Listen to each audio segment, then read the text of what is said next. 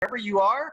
And we've got another amazing episode tonight to share with you. And as we get more people dialing in, I want to welcome all of you for the very first time. And I'm not quite sure what everyone told you to join us, but we're excited that you have, because we believe that we are providing you amazing content. And over the last 8 weeks, we've been just dropping some crazy content for people, absolutely free. And we're bringing the experts in all different industries to come in and talk about their success, what they did, and how they get their business going.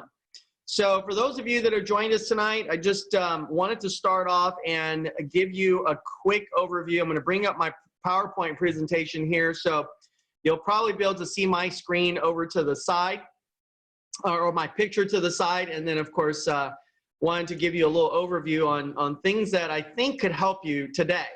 So without any further ado, we're going to get started, and then we'll bring in our guest speaker here just momentarily.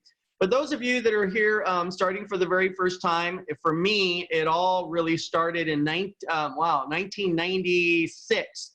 I decided after going to law school and meeting my wife that in 1995, we decided to start a business, but we didn't have mentors. We didn't have coaches. We didn't have YouTube channels and podcasts and all these wonderful tools that you have today to launch your business. And so the only thing we really had was to go to a bookstore, and we bought a book because someone told us to. And we bought this book called Think and Grow Rich that was written in 1937 by a man named Napoleon Hill.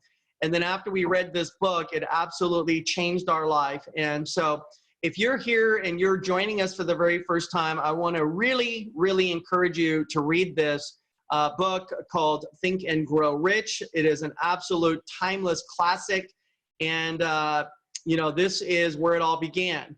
And then after that, there's a new version of it. It's not really a new version. It's actually the original version. It's the unedited version of what Napoleon Hill wrote.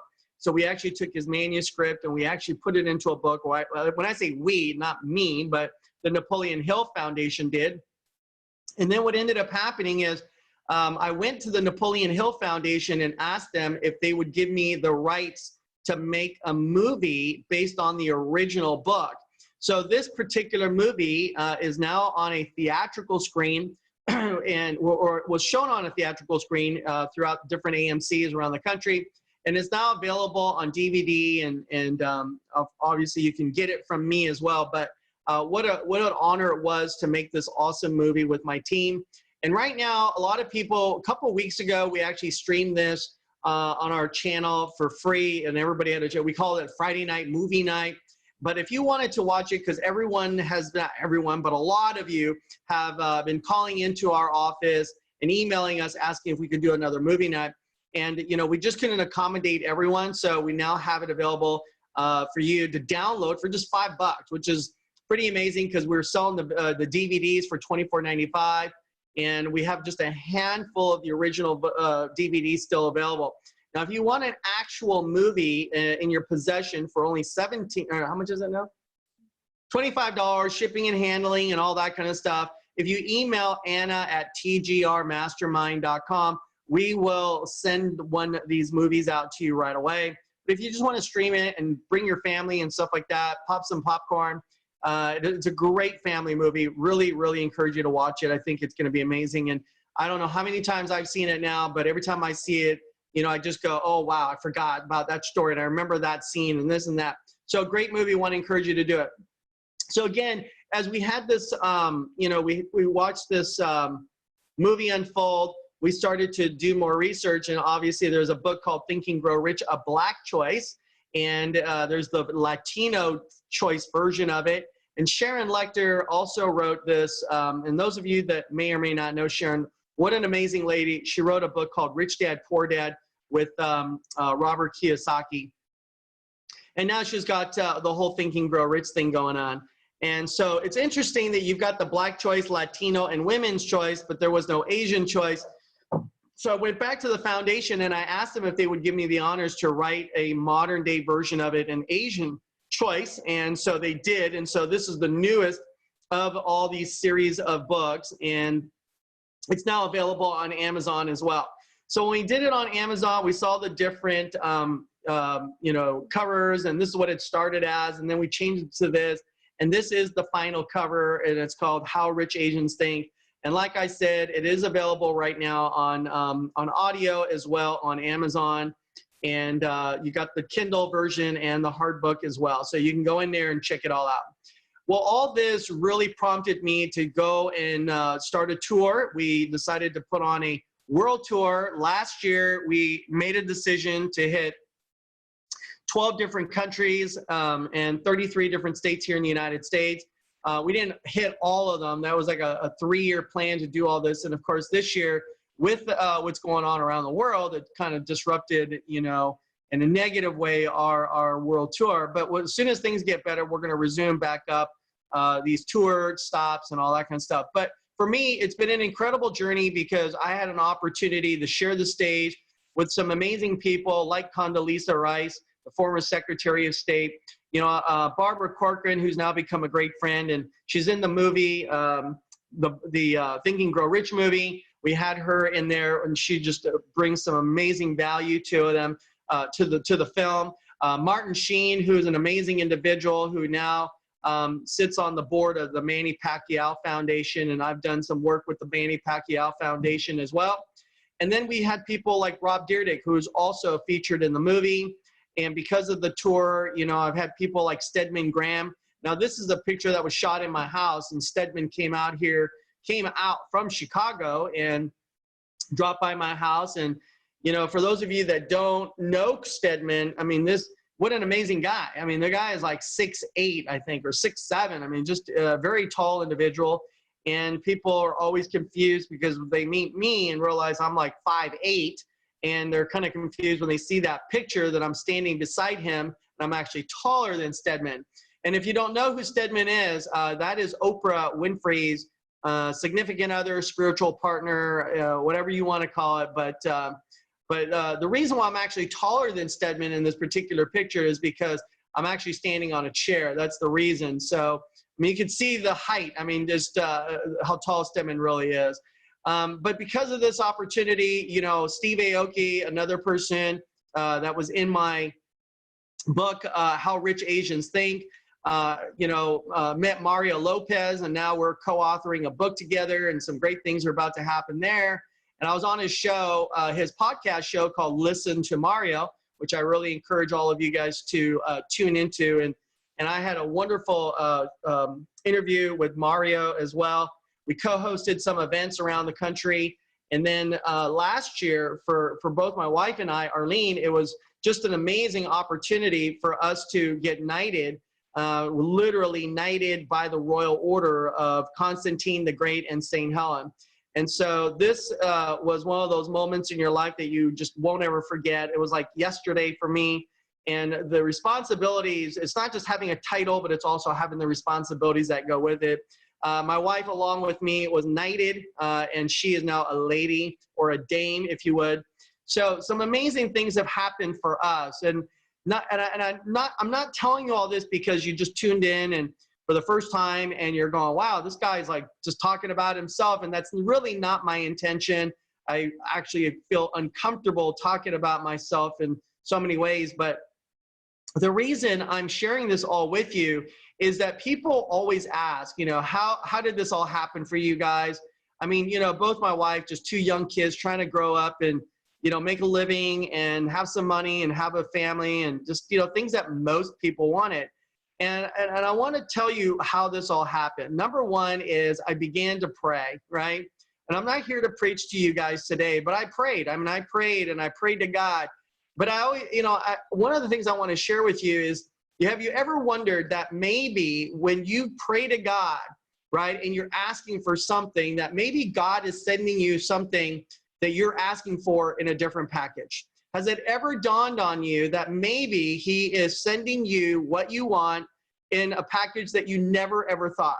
So for instance, right now, some of you have been praying for some answers of what is going on around the world, you know, what is happening, you know, some feelings that you might be feeling today that you never felt before, some financial stress, relationship stress. Maybe some of you don't know how to handle adversity or stress or all this stuff that's happening. You're tuning into the media and you're watching all this negative stuff on TV, and you're just wondering, how do you deal with it?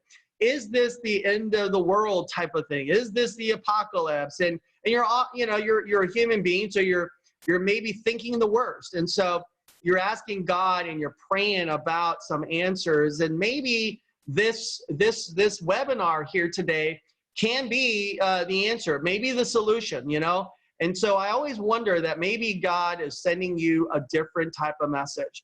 And so one thing I want you to know, that whatever adversity you're going through today, or maybe you're not going through any adversity, maybe this is, you know, one of the best times of your life, right? In terms of maybe business, not so much with the pandemic, but maybe, you know, some great things are happening for you and to you. So, but if you are going through some tough times, one of the things I really recommend that you do is that you ask for help without fear, right? You ask without fear.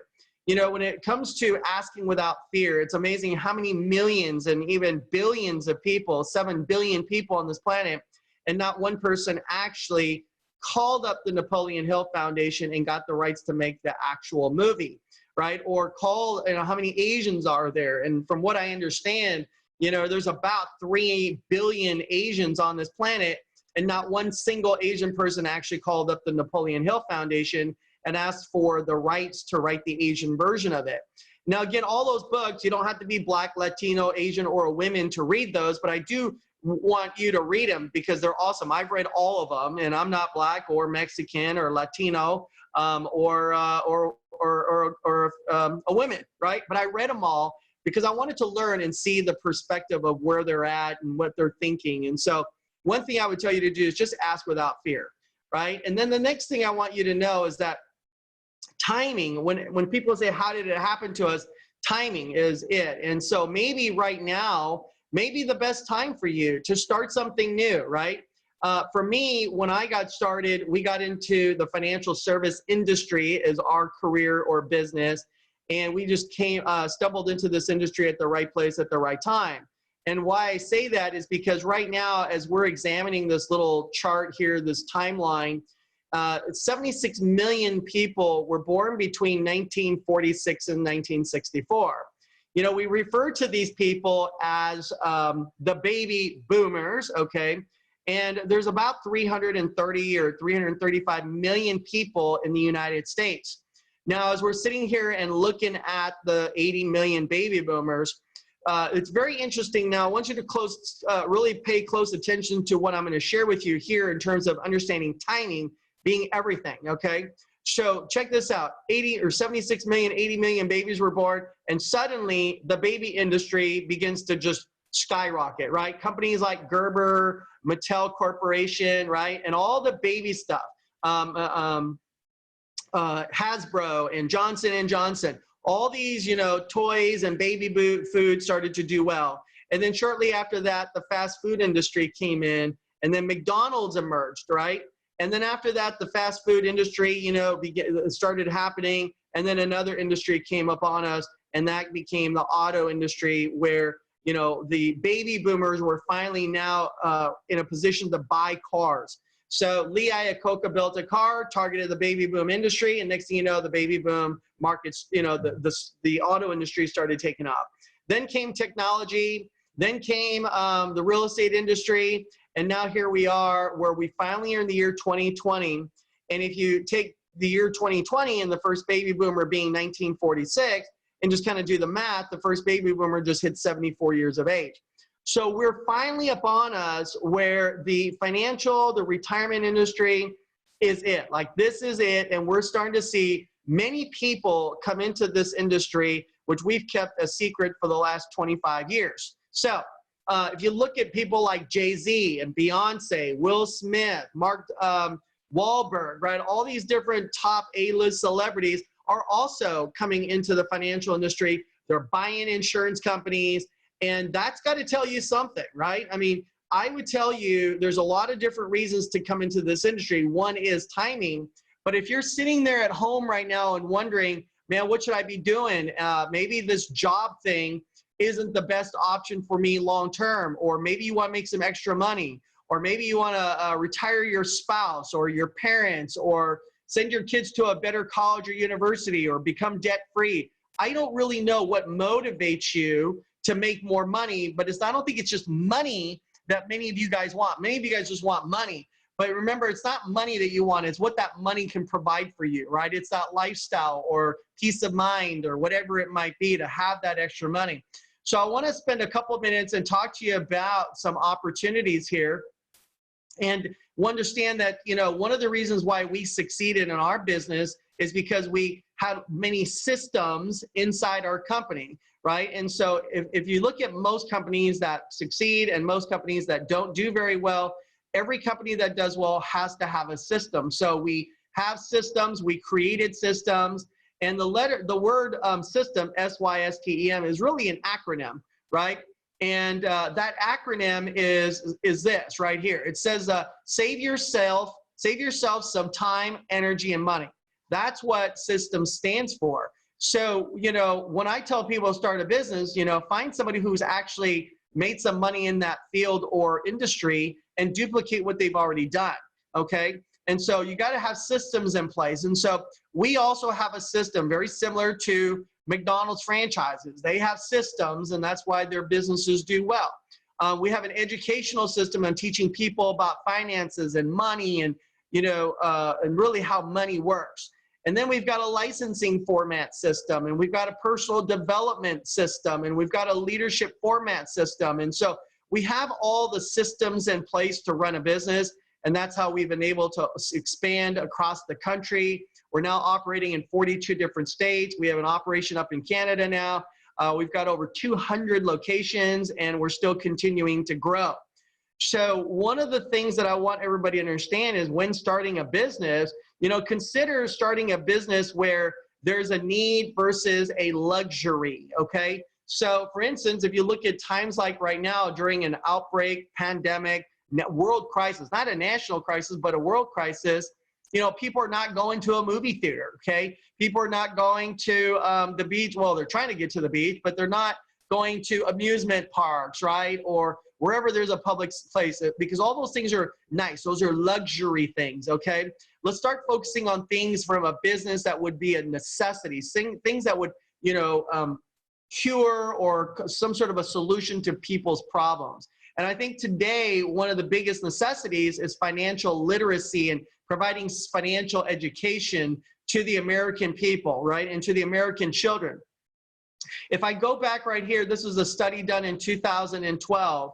And if you look at the 4 states highlighted in blue, those 4 states are the only states that required financial literacy courses. And you know, if you don't believe this, I mean, you can go do your own homework and do your own research. And it saddens me that in our union that only 4 states require financial literacy, but 37 states require sex education. Now, there's nothing wrong with, you know, teaching our children about sex education and STD and AIDS and all that kind of stuff. But if they're mature enough to understand all those kind of things, then they should be mature enough to understand, you know, how money works. Let me give you an idea of the progress since 2012 and where our country's at. In 2015, we added 1 state. Now, if I go back, you'll see that it's right below Tennessee. We added basically Alabama. So it took us 3 years to add 1 more state into our union to teach financial literacy courses, okay? Now, if we take this a step further, let's see where we are 5 years later. Now, 5 years, right? 2020, we added 2 more states, which is Iowa and North Carolina, all right? So we're making some progress, but man, we're really, really behind. And this is why I'm so passionate about what I do today. I still do today, which is really educating people about money and finance. And that's one of the things that I'd love to do with you. If you joined us today for the very first time, on a weekly basis, every Thursday, if you go to my website at johnshin.com, johnshin.com, excuse me, if you go to the site, you know, I've got courses that are available and webinars are available on Thursdays, I believe in the afternoon. We do them on Saturdays. And then we record them for you so you can just download them and watch them at your own leisure, right? But basically learn how all these different things work. But let's take a look right here. I live in California and Nevada. I go back and forth. And if you look at this right now in California, letter A, it's all highlighted in red. That basically stands for app. Like California is in a whole lot of trouble, the Golden State. You know, Nevada, believe it or not, is not bad. I mean, it's like a C to a D type place, but California is even worse than Vegas, right? And so one of the things that I want to teach you today as you're sitting at home is to master the 6 steps to financial security, okay? So the first thing I want you to do is learn how to increase your cash flow, right? Now more than ever are signs telling you that you're probably going to have to start to increase your cash flow, right?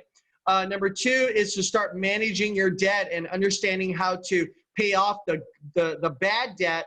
And it's okay to have some debt as long as it's good debt. So there's bad debt and good debt. Could you believe that? Number 3 is to make sure that you have an emergency fund. So as you now know that emergencies do happen, and many of you have had sustained some other emergencies over your lifetime and realize that maybe credit cards are not the best solution for having an emergency fund. So I would recommend, you know, most of my peers and friends and people in my industry would tell you to have about 90 days worth of emergency money. Some people now even say 6 months. But I would even go to the extent of even having 1 year, you know, of all your expenses saved up as an emergency, okay? And today is really not the time for me to share with you all the things that you can do or places where you can put your money for an emergency fund. But I want you guys to, you know, start setting up an emergency fund, okay? And then number 4 is to make sure that you have proper protection, okay? And I mean like having the right insurance policies in place and things like that. And then number 5 is to create a long-term savings account. That's your retirement, kids' education, maybe to buy a house someday. All those things is to create a long-term savings account. And then finally is to preserve your assets and to preserve your estate, okay? So these are also important things that people just don't even think about, is having a living trust, making sure that you have all the pour-over wills, all the durable powers of attorney, things like that, guardianship documents, for crying out loud. Folks, if you've got any minors in your family, I want you to really get with somebody that invited you to this webinar today. Call me up.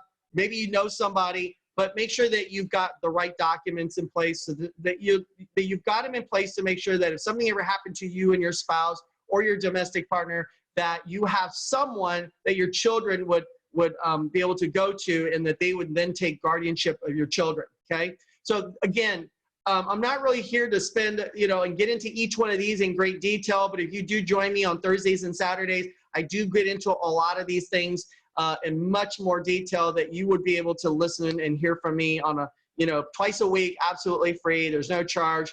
Hey, this is what I'm here to do, is to provide some valuable content for you. So, you know, people who say, I don't like saving money, I just, you know, want you to know that money speaks only one language. And it says, if you save me today, I will save you tomorrow. So I want you to start saving money. Save money, save money, okay? And now there's a lot of different businesses that I have invested in over my lifetime. So I do come with quite a bit of experience in the business world. I've invested in a lot of different things, and I still do. I mean, I've invested, obviously, my core business today is financial services, tremendous experience in this. I do consider myself an expert. I've invested in real estate and both residential and commercial. If there's anything you want to know about commercial and residential real estate, please feel free to reach out to me or get with the person who invited you, and maybe we can all do a 3-way meet and greet Zoom or something.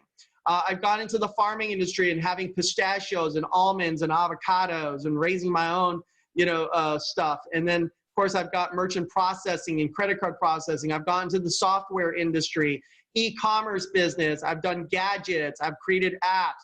So I've done a lot of different businesses, right? I've now, you know, believe it or not, I've gone into the wig industry. Now, I'm not wearing a wig, okay? This is my real hair, but I mean, I have gone into the wig industry. I've gone into the bath bomb industry, music industry, movies. I've, you know, authoring and writing books. So I've done it all, okay? And I've got a lot of experience. And I'll tell you what, I would not want to have all these other people go through the tough times, the challenges in each one of those industries. I've got a lot of experience in those areas. And so if I can help you, that's what I'd like to do, right? And of course, there's a big difference between having passive and residual income. I'm one that loves passive and residual income. And so I like to do work today and still continue to get paid later. But some people have asked, what is the difference between passive and residual income?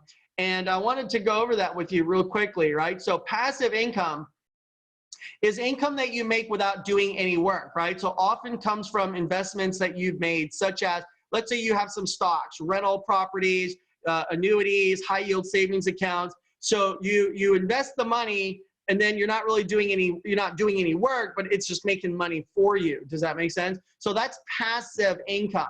Whereas residual income is income you receive after a sale and you still continue long after to continue making money. So I'll give you an example of what I mean by that. So I wrote a book, and as the book continues to sell, I keep on getting, a little residual, right? Same thing with the movie industry, same thing with the writing music, and same thing with the financial service industry. And that's why I'm a huge fan of the financial service industry, because out of all these examples here and many more, I made the most amount of money in this financial services industry. So the question a lot of people say, well, John, why financial services, right? Like, why did I, John Shin, get into the financial service industry? And I'm going to tell you why. Number one is this, right?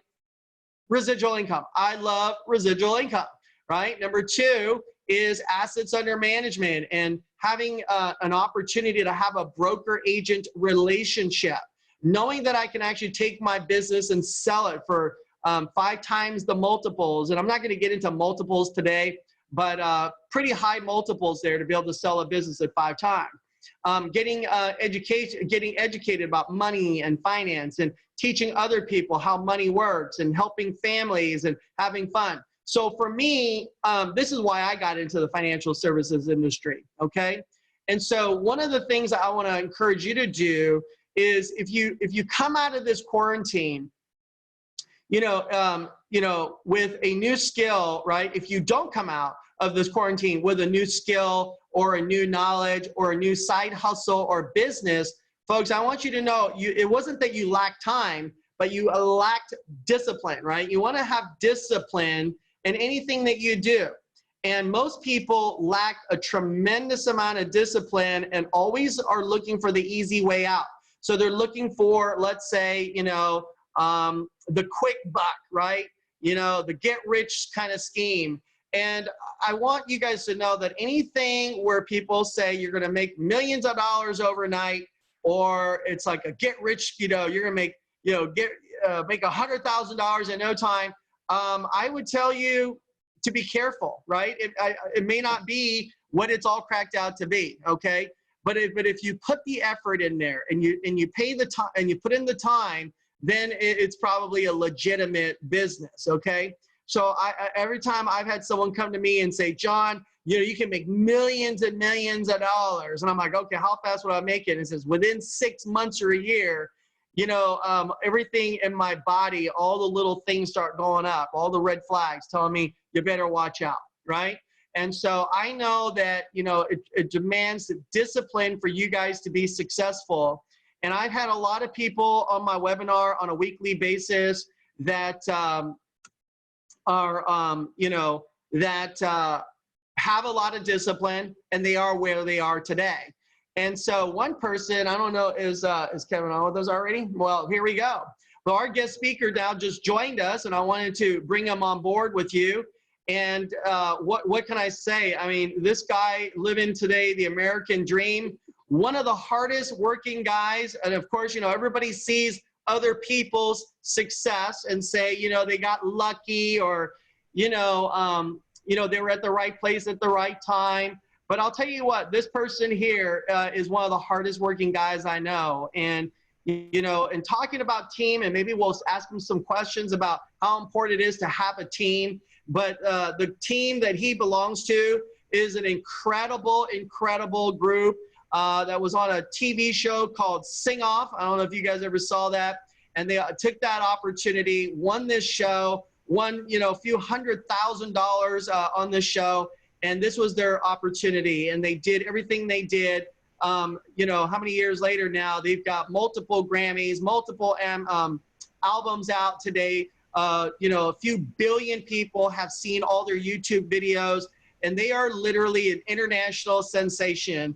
And I am so thrilled to have him on our webinar here tonight, as this guy is one of the most talented individuals I have ever met. Not only is he one of the nicest guys, right? One of the most sincere, genuine, likable guys. And a lot of you ladies who are going, oh my God, he's hot. I'm sorry to tell you, it's a little too late for you now, because he just recently got married to a beautiful lady. And I'll tell you what, I mean, this guy's one of the best beatboxers I ever know, and the cello, okay? Seriously, this guy's got all the right gifts. Let's welcome to our webinar. I know everybody's on their feet doing the big welcome from the awesome group Pentatonix. Please welcome Kevin. So Kevin, you there? John, that is the nicest intro you could have given. Thank you so much. I really appreciate that. What's My up, wife would love what you said, so I appreciate that. Hey, man, awesome. Well, you guys, we've got Kevin here, and I know that folks, you know, they were on tour just recently all over the world, and their show was a hit and sold out everywhere. And I know that as they resume their tours, I think it'd be a lot of fun if we took like all of us, a few hundred of us, and we just marched into their concert and watched them and just root them on. So that would be spectacular. So Kevin, how are you doing, bro? How are you doing during this pandemic and all the craziness that's going on around the world? You know what, honestly, I mean, given the circumstances, I'm actually doing really, really well. It's been a really blessed time, very productive, very fruitful. You know, deepening the relationship with my wife, which, you know, we got married last September. So we're trying to, we see this as an extended honeymoon. And so that's been the greatest blessing we could have. The band's been really fruitful and productive, putting out a lot of music, and we're, you know, working on original albums, some new EPs. That's been good. I've been working on a ton of solo music and working on some other passion projects too. So it's been actually a really good time to kind of hunker down and get a lot of things done. So it's been good. That's awesome. So Kevin, just so that everyone here for the first time, they're hearing from you, tell everyone a little bit, because I know the history, but would you share with everyone, like, how did you get to where you are today? So let me be a little more specific. When did you discover that you had this unique gift where you can beatbox and do all the cool things that you do? Because you inspire me, and you know, until I try to do it, you don't appreciate how good somebody really is good at it. Because I tried to, you know, and I try to do it, but it's so bad. Like, I mean, that's why I stick to what I do. But when did you discover all that, like, you know, that what you do was an art in itself? And then, you know, the cello and all that kind of stuff, okay? Tell us a little bit about that. That's a very good question. I appreciate that. When I actually started beatboxing, I cannot remember, because I've always just done it. Like, my mom would hear me in the car beatboxing, and she'd be like, shut up, what are you doing? Stop in the back. All the time. I'd be in the back of the car just doing that. She would hate it. But I didn't realize it was an art form until probably boarding school. I went to Phillips Academy in Andover, Mass. And while I was there, I actually joined an a cappella group for a year and found out that what I was doing was an actual skill that could be utilized for music. And that's when I started, you know, learning more about Timbaland, people like him, who was a production master using beatboxing. But I think for me, it wasn't just being a great beatboxer, because I think when it comes to music, to be known for what you do, you kind of have to have more diversity of skills. Beyonce is not just a great singer, she's a dancer, a businesswoman, right? She's a very unique combination of talents. And so I think that's when I realized, okay, well, the uniqueness I bring is not just being able to beatbox, but being able to pair it uniquely with the cello, and then take that and make production around that. and think about beatboxing more as a production tool rather than just cool sounds, because in music, you have to be able to utilize it in the right place so that it makes sense. And so once I started to do that, and that was during college when, I was an East Asian Studies major in pre-med, thinking I was going to go to medical school, but, I guess God had other plans. And so, once I understood that uniqueness, that's kind of when the journey really started. I was 20 years old, starting to do beatboxing and cello. A video went viral my senior year of college of me playing cello and beatboxing at the same time. And at the right time, my bandmates were looking for a beatboxer to join their band. And it's funny, they said, we've gone through 5 different beatboxers that can do all the sounds, but it's your musicality that we need, because that's what's going to sustain the group. And so I joined them right after I graduated, and kind of, I won't say the rest is history easily, but, we kind of just start figuring out how we could build our business. That's awesome. And so, so you're doing the beatbox, you're doing the cello, and how did you guys come up with Pentatonix? Like, how did that all come to fruition? Sure. Yeah. So 3 of the members grew up together in Texas, in Arlington, Texas, Scott, Mitch, and Kirsty. And they did a lot of singing together in musical theater programs in addition to choir in high school.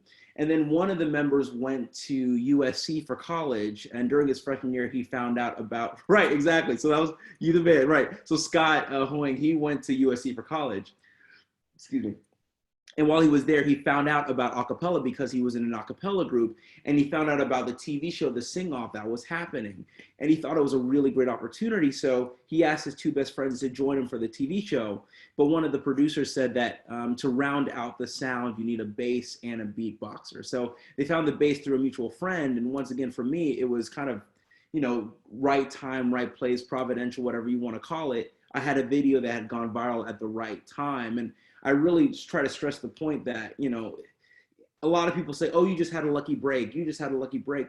Lucky breaks do happen, and those are important, but you have to have kind of the preparation to withstand what's coming next. Because you can't make business on a lucky break. That's just not possible.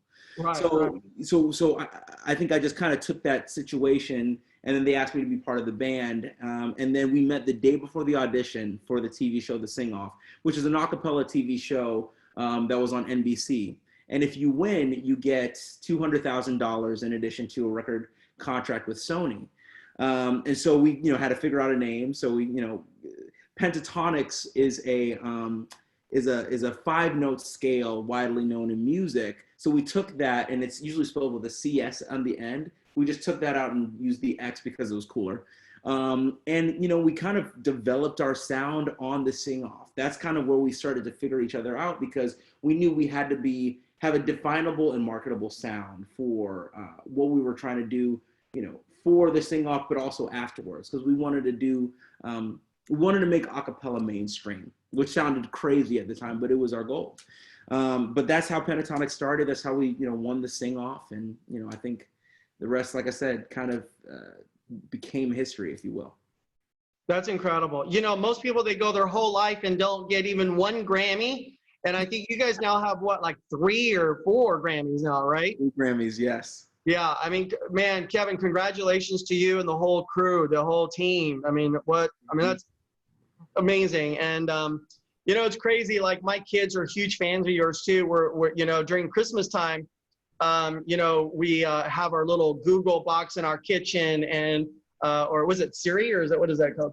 Yeah, it's Google or whatever, and it plays music. And when we were playing the Pentatonix Christmas CD. Oh, wow, thank you. Yeah, we're just jamming, and my kids come in, and they're like, oh my God, Dad, like, you like Pentatonix? Are you kidding me? Like, I know Pentatonix. I know Kevin. Everybody's like, you know Kevin? And it was like crazy. And it was pretty funny when, they knew we knew each other. But for sure. Well, even when I went over to the house, like, it was cool to hear, like, they're really attuned to music. Like, they were teaching me things that I didn't even know what was going on in the music scene today. It was really great to know. They're teaching me about, like, all these new artists. I was like, who is that? Who's that? Like, I know.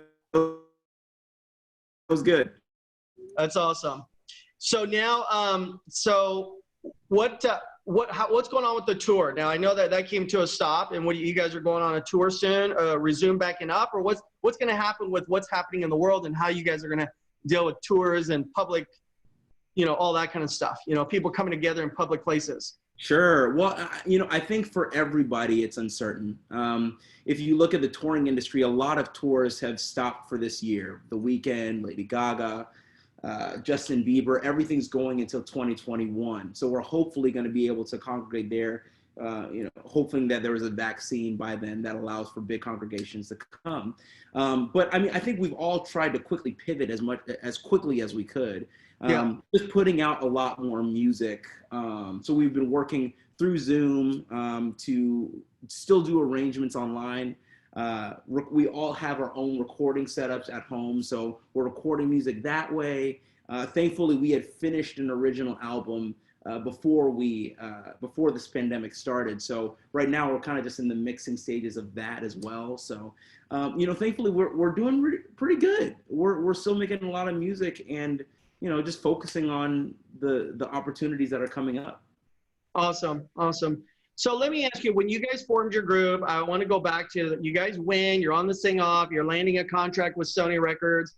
Was there ever a time where people were unsupportive, like around you, family, friends, other people, that as you're starting your career in the music industry, telling you, Kevin, go to medical school, do this, don't focus on that, that's not going to work out for you, are you crazy? You know how many people want to be like you? You know how many beatboxers there are, and on and on and on and on. Did you have any of that during your upbringing? 100%.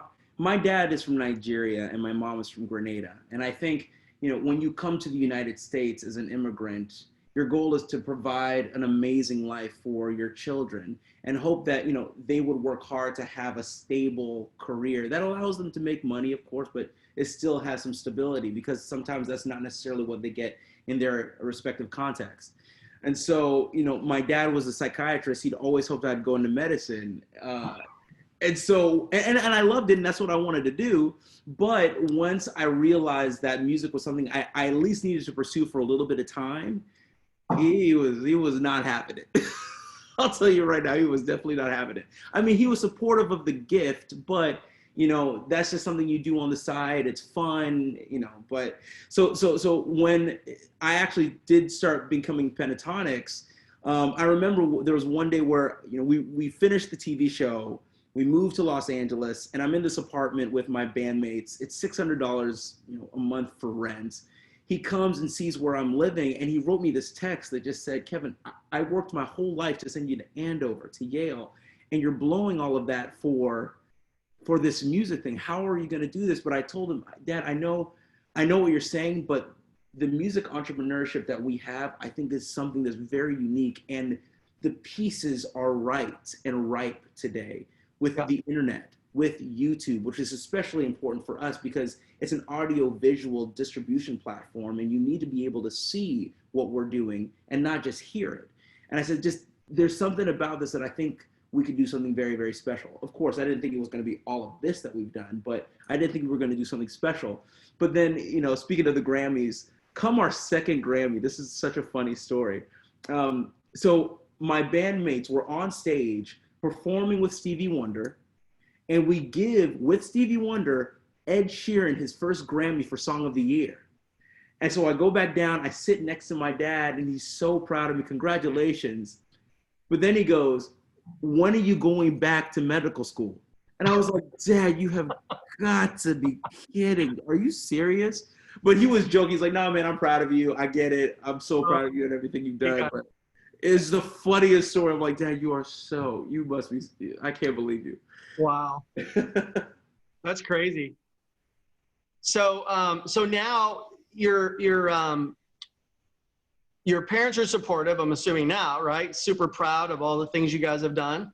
100%. They are so happy. They're so proud of everything. And, I think it taught them to believe in kind of the unique, maybe qualities and the gifts that maybe I have, but also to believe that entrepreneurship really has, if you work at it and you really believe this is a viable business, that there's a real great payoff that's there. And I think I'm glad that I could prove them wrong. I really am glad, because I love my life. It's amazing when you're an entrepreneur, you get to live the life that you get to live. You have financial freedom to to kind of make the impact that you want to make on the world. And so that's why I'm thankful that I can get to do that.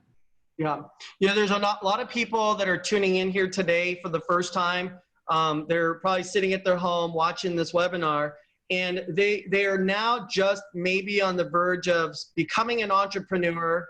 They're furloughed. They might be sitting at home and they were laid off and thought that their jobs were their guarantees to take them to the promised land. And suddenly they realize, wow, did I just get furloughed? Did I just get laid off? Did I just get, terminated? And started to realize that maybe I should start a business, and what kind of business, they're not sure, but they want to maybe invest money, buy real estate, rental property. I don't know. They're whatever. What tip would you give them? Or what advice would you give these people if they're afraid or having some fear of walking away from something that's guaranteed and maybe going into something that's not so guaranteed, Sure. Any advice that you might give?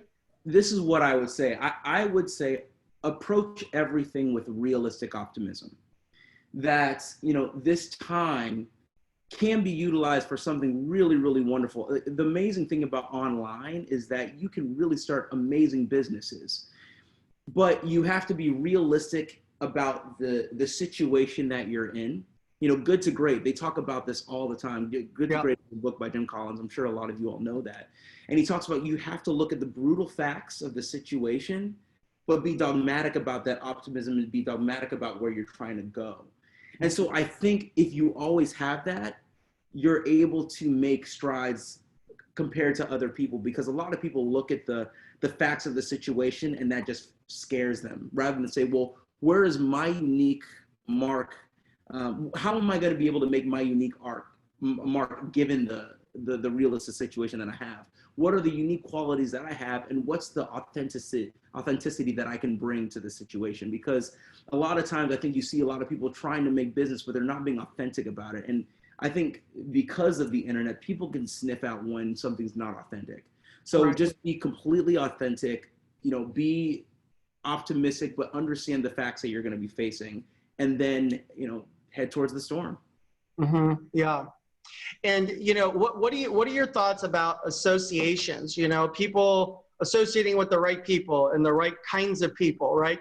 So if they say that if you're not a smoker and you hang out with 5 people who smoke, you're going to start to become a smoker, right? If you're not a drinker, but you hang out with 5 people who are drinkers, guess what? You're going to become a drinker. Now, I'm not talking about an occasional cocktail or this and that, but I'm talking like drinking a 5th on a daily basis, which we're like, what? And people are like, who does that? Like, there are people who do that, breakfast, lunch, and dinner, a couple shots, and throughout the day. And next thing you know, they're down a whole pint or a half pint or a 5th of booze. And, I tell people to be very careful who they associate with. But if you're also hanging out with 5 people that have jobs, well, then guess what? How are you going to become an entrepreneur if you're hanging out with 5 people who all have jobs? What advice would you give people about association and hanging out with the right people? And especially, there's a lot of, I want to say this respectfully, but, there are people in the movie industry, television industry, music industry. There's a lot of the Hollywood parties and a lot of stuff that you can see there, corruption, drugs and alcohol. And they think that everyone in Hollywood, everyone in the music industry is a drug addict and everybody's an alcoholic, and they're not, because I know a lot of those people and they're not. In fact, I know, believe it or not, Steve Aoki doesn't drink alcohol, and yet everybody thinks that Steve Aoki is an alcoholic, and he doesn't drink alcohol. He's on stage, just right. Yeah, it's all show. It's just show, but he doesn't. You know what I mean? There's a lot of people I know, like J-Lo doesn't, like to drink herself, right? I mean, so I don't drink. There you go. So I don't drink. But what are your thoughts? How, is it the willpower? Is it the discipline? I mean, what advice could you give to some of the people that are here that are relatively young and knowing to use some good judgment, as you just alluded to as well? For sure. I mean, I completely agree with being associated with the right people that will inspire you, challenge you. I mean, it's one of the reasons that, I'm from Kentucky and I love, where I'm from, but I also knew that to get the tools that continuously, develop in my life, That's the reason I went to boarding school. That's the reason I wanted to go to a place like Yale. I mean, you went to USC. Similar types of people are always there to, challenge you to be better. And then I think also musically, to be with bandmates that were not just musically unbelievably gifted, but they were so motivated in understanding every single part of the music business, so that once again, with realistic optimism, we could try to succeed. I think that allowed us to have faith moving forward. I know the hard thing is that sometimes you may not have people in your immediate area that are able to give you that kind of, I guess, comfort and inspiration. The most amazing thing is you have YouTube. I mean, for me, look, I wake up at 5:30 every single morning, and from 5:30 to 6:15, I'm listening to motivational videos by The Rock and by, oh my gosh, I'm forgetting the guy's name, but the Navy SEAL, Jack, I'm forgetting his name, forgive me, but motivational videos that keep me centered on my focus for the day. And then affirming myself so that I can affirm the things that I want to believe about myself, because some of those things that you want to believe about yourself might not come natural to you. But if you affirm that and you remember that in the morning, for some reason that gives me a high that I'm able to ride on throughout the day, to give me a type of kind of an armor to shield me from the negative forces that will come into my life that I don't need. But once again, that starts from associating myself with people that I like that are on the internet. So I think, that's a great place to start right there if you don't have those people in your immediate surroundings. Yeah, great. Now tell me, you earlier you mentioned something about going viral, like your video went viral. What did you do like to make it go viral? Was there some secret to making a video go viral? None. I really wish I had the tools. This is how you make a video go viral. The thing is, talking about that video, Julio, this video that I put out, that was a piece by Mark Summer. I put it out in April of 2011 and it went viral on the internet. The funny thing is that I feel like with that video, I didn't do anything different compared to my other videos before that. I had been consistently putting out music and consistently iterating to get better at my art of playing cello and beatboxing. But I think this, and the funny thing about this video too, is that nobody knows this song. So my head says there's no reason that this should go viral. But I think when you do something excellently and unique that nobody's seen before, something that people want to share, it's something that people want to see. And that's kind of just what I tried to do. It wasn't about, like I said, I didn't know if I was going to get viral success, but I know I wanted to showcase that unique talent that I had. And I think with acapella, it's the same thing. We just tried to make art that we thought was compelling. And I would say we were strategic about doing pop songs that people knew, but completely revamping it in a way that nobody had ever heard because it's acapella.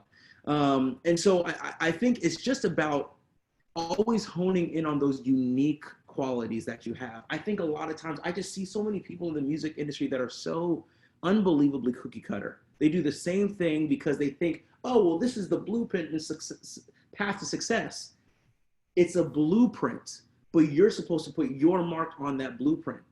That's what you're supposed to do, not follow exactly that person's guideline. You have to put your own unique mark and your unique imprint on that blueprint so that it's your version of success. Yeah. So just make sure that whenever you're doing a video, make sure that whenever you're doing, an ad, make sure it's something that people would say, whoa, I've never seen that before. Have you seen this? You got to make sure that that's the case because, that's your best chance, I think, always, to get something to go viral. Yeah. It's awesome. Great tips. Great. Now, I wanted to ask you, I want to go into this path of business because earlier you said that it's just not one gift that you have, but you have to be like Beyonce. It's not just a good singer, but she's also a good performer, good dancer. She's an entrepreneur. She's a businesswoman, right? Right. And it's very similar to like Will Smith. Everybody sees him as an actor. I see Will as an amazing, like he is like the epitome of entrepreneurship, right? I mean, yeah. And so as a musician and for many others that are in your industry, they're very good, you know, artists and they're singers or, you know, instruments or whatever, but they're not very good savvy business people, right? And they don't know much about money and how to make that money work for them and how to save that money and how long will this last? You know what I mean? Like it's like a sports, athlete, professional, boxer, you know, there's certain, I don't even want to mention names, but you and I know there's a lot of musicians who file bankruptcy after making millions of dollars. A-list celebrities, you know, movie stars, same boat, boxers, that they go bankrupt after this. So what do you do? I know that, you know, you and I have had numerous conversations and how I wanted to give you advice and coach you and stuff about money and investments and savings and all that. But what is your thoughts on that? Because there's a lot of people here. In fact, one girl, her name is Jennifer. She wrote here, one of the Q&A says, wow, you exemplify us prep school kids who were actually artists, right? I too thought I was going to be a doctor and ended up teaching music. That's great, right? Kevin, can you speak for a moment about your daily discipline and managing your finances as a freelance career like being a musician? What advice would you give people about money, finance, and are you also involved in like other streams of income? Right. You know, what are your thoughts if you're okay sharing some insight on that? Oh, 100%. I talk about this very often. The first thing I would say is that, once again, you guys are people that have read, you know, Think and Grow Rich, Rich Dad, Poor Dad. You have to know the difference between assets and liabilities. Very, very basic information that everybody understands.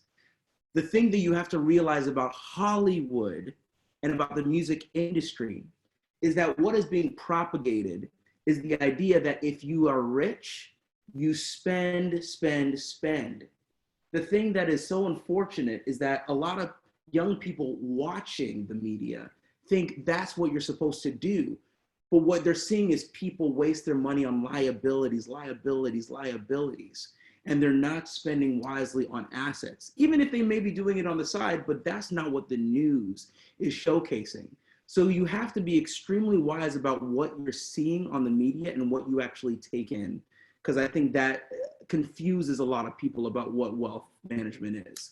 And so that's the first thing that I did when I kind of got into the industry, was understand that. You know, I got a business manager. Our band got a business manager really quickly, immediately when we started. When we started really making money, my first thought was about diversification. So stocks, of course, and it's funny you're talking about diversification. Today I actually closed my fourth commercial real estate deal, which was crazy. So I'm very, very thankful for that.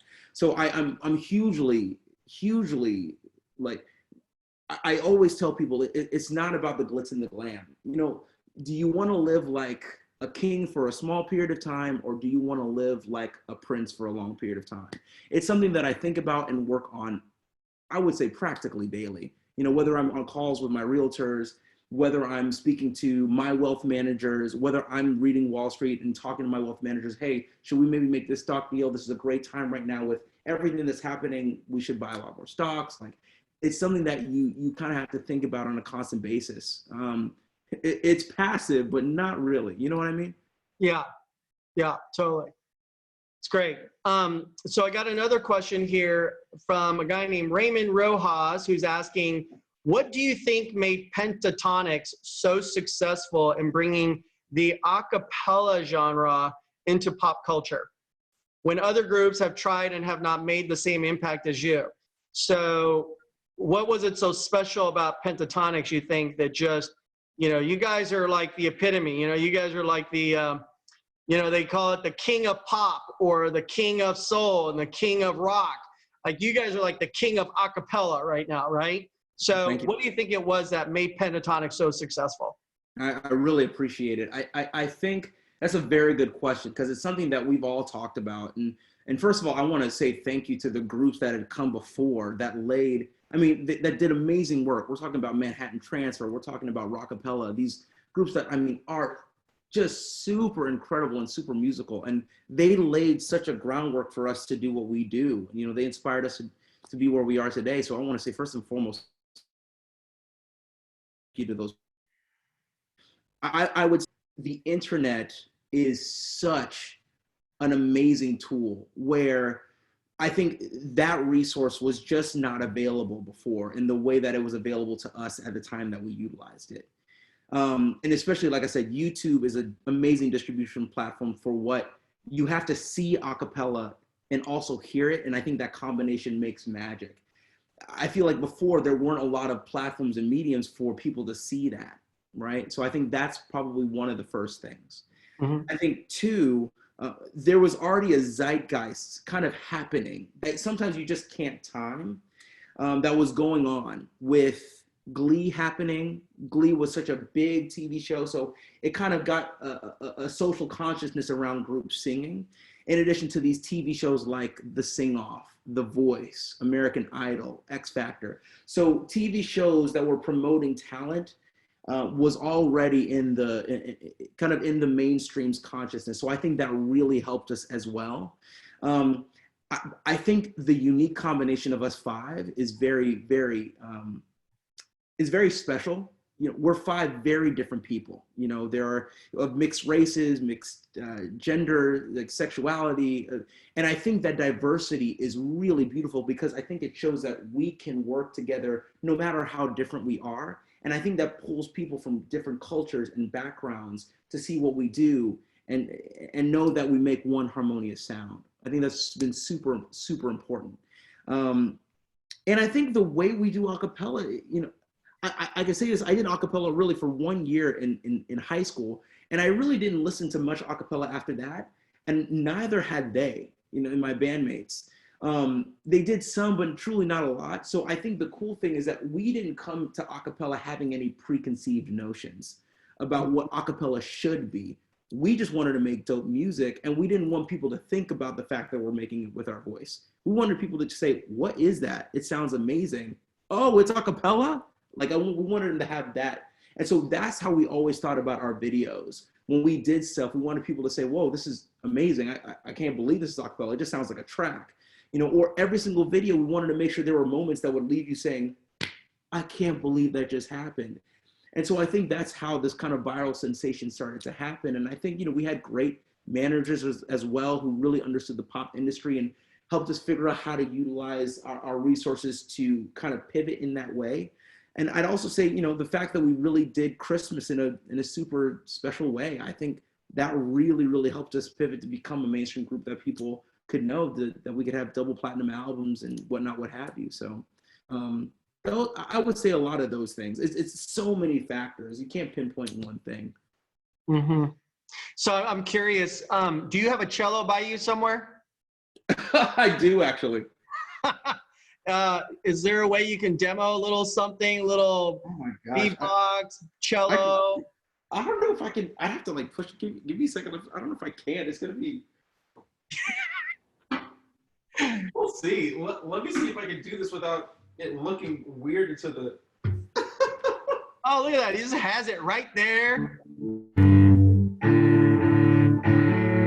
Yeah. Okay. I'll try just a little bit. I'll play you a little bit of the piece that I kind of was known for. Okay.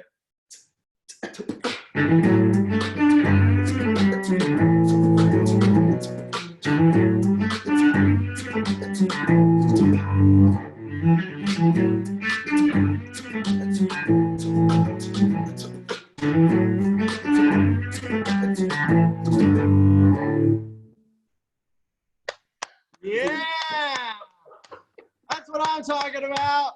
Y'all are so funny. I don't even know if y'all can hear that, but. I know it sounded great. Who's next? Anybody want to volunteer? Oh, it's great. I loved it, man. Sure. So good. So how do you practice a lot? Like, do you practice every day? Every single day. Okay, every day. So I want everybody to hear that. So just so you guys know, it's not like Kevin and a band get together and they just kind of wing it on the spot. I mean, they're in the studios and they're practicing and practicing and practicing. And you just heard Kevin say that, you know, he does his craft daily, like every day. So how about your band? How, like, when you guys want to put a song together, like how many hours do you think it takes to get the group together to hit the right notes and harmonize and all that kind of stuff? Sure. Well, in the beginning, it took us a good amount of time. I feel like hours in the day. We'd schedule like day-long rehearsals to do all the songs that we wanted to do because we were also building our repertoire. But I think as time has gone on, it doesn't take us that much time because there's an efficiency that you start to figure out to make your job just quicker, better, you know. And so I think now, I mean, it really depends on what it is, but you know, we can get an arrangement down depending, it could be in 2 hours and then, you know, be ready to sing it because we've sung it so many times. And then I want to speak to the everyday part. Like I do my art every single day. Now I want to preface it by saying it might not necessarily be an hour or 2 hours I'm practicing every single day. I think so many people talk and think so much about the quantity of time rather than the focused, intentional quality of time. I think that is so much more important than saying and bragging to your friends, oh, I spent 3 hours on my business today. It's like, well, what did you actually do? And so for me, like I could spend 15 intentional minutes on the cello just practicing scales because that's the foundation of everything that I do. That might be the only time I have that day for that because I'm working on other aspects of my business. Because once again, Beyonce is a well-rounded singer and dancer and all these other things. So she's working on the complexity of her art constantly and bringing that better and better and progressing all of that. So just know that it might not necessarily be one small thing you're working on every day. It might be everything, but just remember to be intentional about the quality of time. And I think, I mean, I'm sure you've talked to them about like time schedules and all that kind of stuff because I live by that stuff. But yeah. Awesome. All right. I'm going to go to a couple questions here from some fans. They want to know is what would be the top 3 books you'd suggest for financial literacy? Any suggestions? Well, firstly, that's my sister. So that's awesome. Wow. Top 3 books. Well, first of all, John Shin. So duh. That's all I'm going to say. I don't know why you guys asked me the other question. For financial literacy, let me think. For me, I kind of just watched a lot of YouTube videos by a lot of people that I enjoyed. You know, Grant Cardone, I mean, John Shin. We're talking about, goodness. I wish I could, you know, obviously, you know, Kiyosaki, from Rich Dad Poor Dad. Like, just learning those basic tools was so important for me. And then constantly reading, you know, Wall Street Journal and The Economist and having conversation with my business managers and asking them about every single part of my business so that I knew where I could save money and yeah, I feel like that's what I would say. I just kind of did that. I didn't read like necessarily a lot of books, but it was just an everyday just frenzy of trying to learn what I could from so many different YouTube and all that stuff. So yeah, just being a constant sponge and not saying, you know, I know it all, right? You're constant. In fact, one thing I tell everyone all the time is they say that what you learn after you think you know it all makes all the difference, folks, okay? Woo! And 100%. So, yeah, don't ever feel like I'm good, right? Or, you know, a lot of us, we grew up telling our parents, I know, mom, I know, dad, I know. You don't know enough, right? You got to be, you know, constantly learning.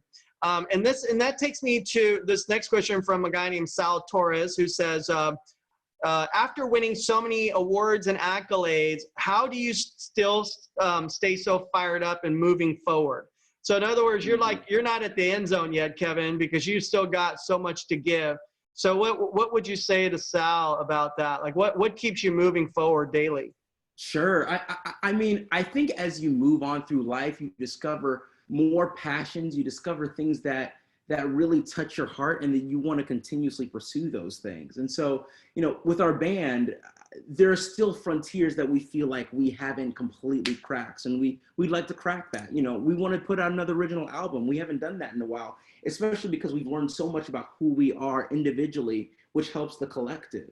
So, you know, there's stuff like that, you know, me learning about my own music and my own artistry, you know, working on singing, working on beatboxing, working on the cello, working on production, figuring out the things that I personally want to say. That gets me going every single day. And it's one of the main things I've been working on this whole, you know, during this whole quarantine, just getting on Zoom calls almost every single day with songwriting. You know, I'm a man that believes in faith and Christianity. So, you know, I'm working on this passion project to kind of bring more Bible studies to Los Angeles. And it's all so fun for me. There's just more things to tackle. And it's nice to have a foundation from the success I've had to inform how I can do things, but still be a sponge and want to continuously learn and grow. That's awesome. I hope that helped you out there, Sal. Another question from a fan. Thank you so much for sharing your journey with us. I love your mindset, Kevin. I wanted to know what has been one of the toughest challenges that you have faced in your career? And then what lesson did you learn from it to overcome it? For sure. That's a very, very good question. I think one of the absolute toughest times that we had. So when we won the sing-off, at a recording contract and $200,000.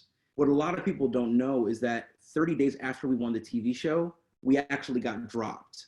And that's because the label said, we've never seen any precedent of acapella making it into the mainstream. So we just don't know how much money you can make in the recording industry. Wow. And that was tough for us because we had just won the TV show. We were ready to go. We're young. I mean, I was just out of college. These guys, you know, one missed their high school graduation to join us, right? We were all so young and fired up. So that crushed us because it just made us think, even though we won a TV show, we don't have any value in this industry. But that's when our manager said, hey, you have the internet, you still have the fans that you've made. You have to now believe what you're doing. Once again, realistic optimism. Okay, the realistic situation is that most people in the industry don't believe this is possible. Okay, what do we have optimistically?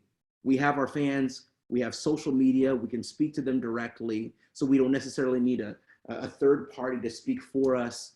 And once again, we have YouTube. So just remembering that, and we started putting out those YouTube videos and to see them go viral, you know, slowly, that gave us hope. But that initial time was super hard because we just didn't know if we had it in us. But, you know, you got to have faith. Once again, you just got to believe that what you're doing is that unique. Most of the people that you'll know in this world that are extremely successful, they've all gotten no's. They've all been rejected. You know, John Krasinski, from, you know, obviously some good news right now that he's doing. You hear his whole story. He was practically rejected most of his time until he really got the role for The Office. So it just kind of is what it is. You really have to know your value because nobody else will believe your value until you believe it and you prove it. That was powerful, man. I didn't know that part. So, you know, I hope you guys got a huge takeaway from that, right? Because that's you just have to put yourself in their state of mind at that moment. You guys, they just won a major TV show, the Sing Off. Just to kind of reflect on this for a moment, you just got 200 grand. You've already proven to the country like you're the best of the best. You get this record deal. You're going with Sony, and then 30 days later, you get this note or call or whatever email saying you've been dropped. I mean, that's like a knockout blow. You know what I mean? It's like you just got the 8 count, and now you're sitting there going, "Whoa, right? What do we do now, right?" And wow, talk about a mistake that Sony made at that moment, not realizing how big you guys have become now. So that's well, it's funny what you're saying because when we were about to win our first Grammy, the head of that specific label in Sony came to us and said, you know what, I really made a mistake on you guys. I wish I saw what you guys had seen. And we were like, thank you, but sorry. Like, yeah. I don't know what to tell you now. Sorry, man. So I'm glad we believed in us. Yeah. Oh man, that person's lucky still they have a job, you know what I mean? For sure. Well, gosh, congratulations on everything you've done. So, Kevin, real quickly, I wanted to ask you, what are you doing now? As during this time, what are you focusing on? I mean, I know you're not on your tour, but like obviously, Kevin, you're not the kind of guy who's sitting there and binging, 14 or 20 episodes of some TV show. What is Kevin doing right now, other than having extended honeymoon time, and I don't want to go there, but I'm kidding. Man, you know, this is my wife. I love that woman. No, man, you know, it's funny. Like having this time, honestly, I feel more fired up than ever. Like I said, I've been waking up early. Let's say, 5:30 in the morning, and just getting up and like going at it every day, and it's been so fun. You know, the first thing is working on my own music, which has been such a fun, an amazing project. It's been something I've been working on literally since 2015. You know, getting the label to understand where I am and what I'm trying to do. And it's a long process of just getting, once again, people to believe in you, but you got to believe in yourself. So now we're working on that final original project, which has been great.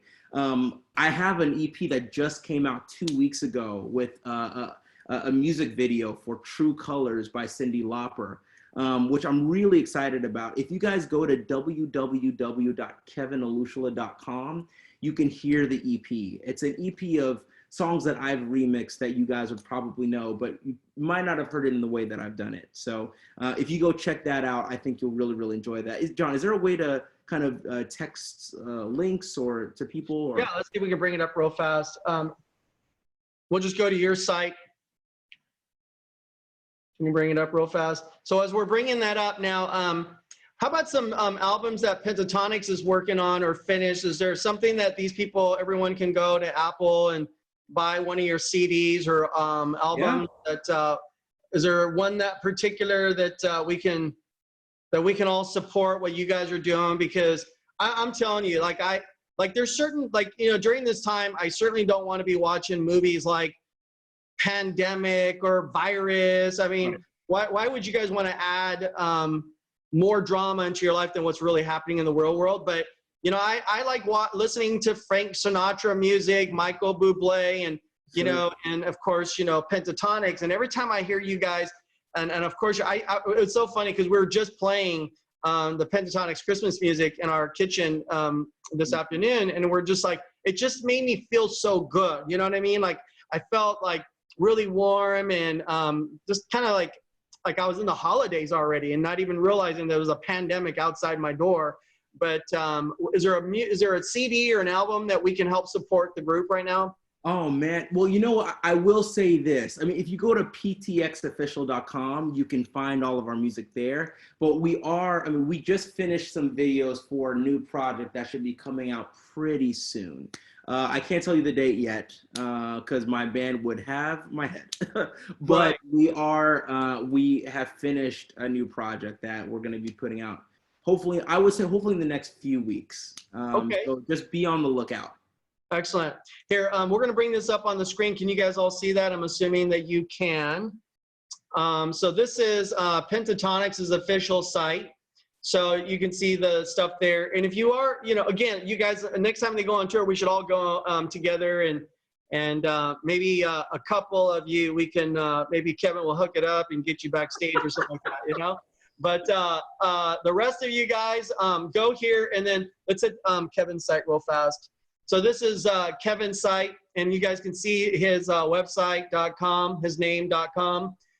Don't let me be misunderstood. Out now, get it here. So yeah, why don't we all go there tonight, everyone, and let's support Kevin and all his works that he's done, because he really I just love their music. I'm telling you guys, like tonight, after we get off this call, go onto your YouTube or go to your radio station or your, I don't know, Siri or whatever, and listen to their music, and you'll know exactly what I'm talking about. If you're not familiar with a cappella music, it's everything that you hear is all from their voice. Does that make sense? The bass and all the acoustics and things that you're hearing is coming from their voice. There's no instruments.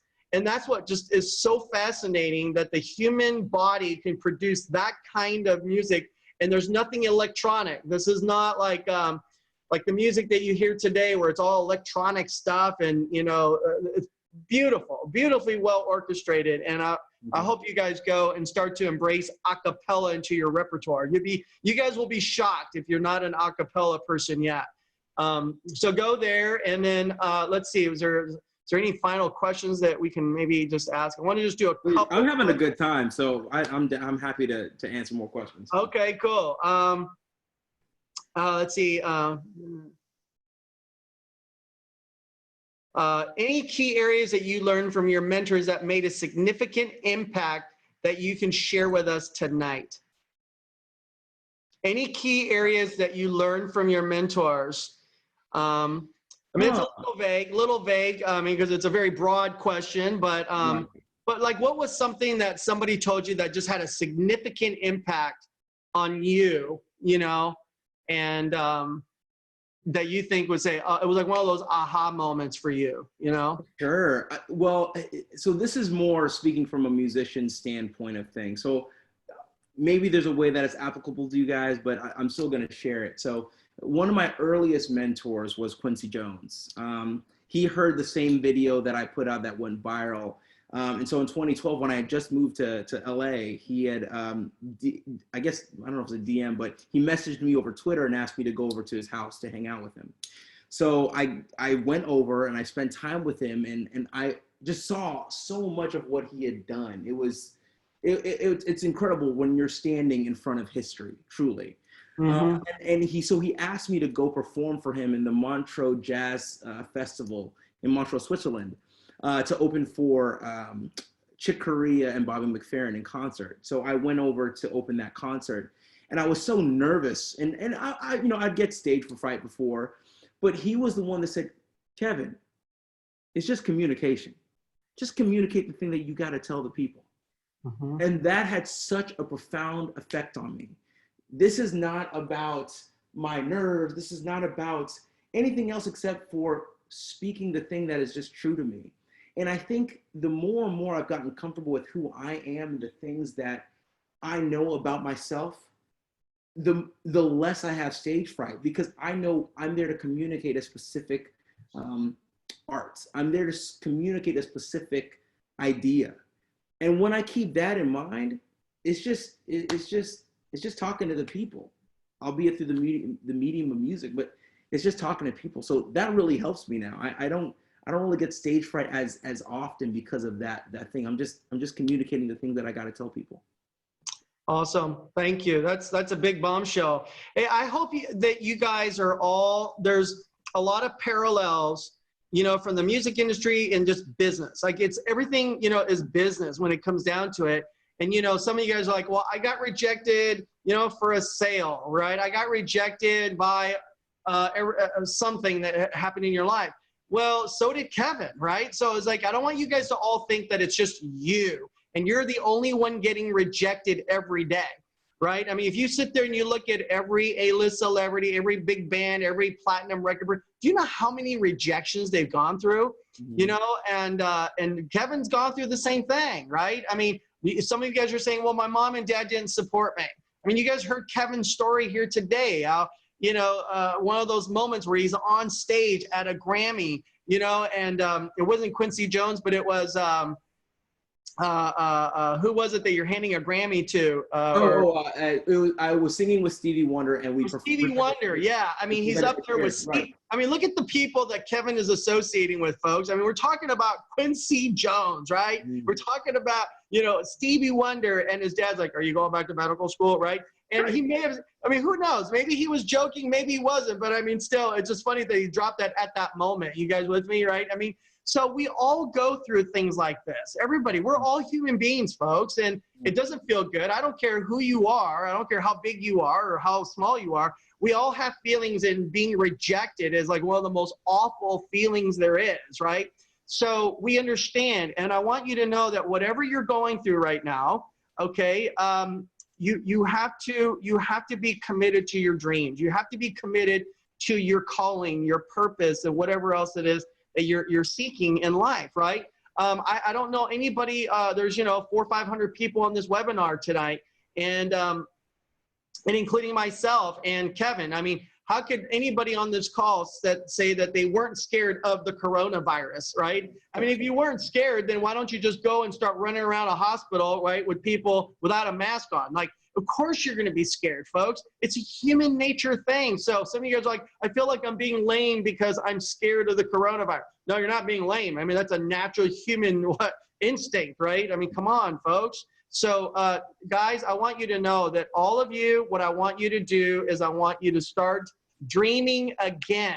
Right now, I want you to dream again today, because Look, folks, you live in the greatest country on this planet, okay?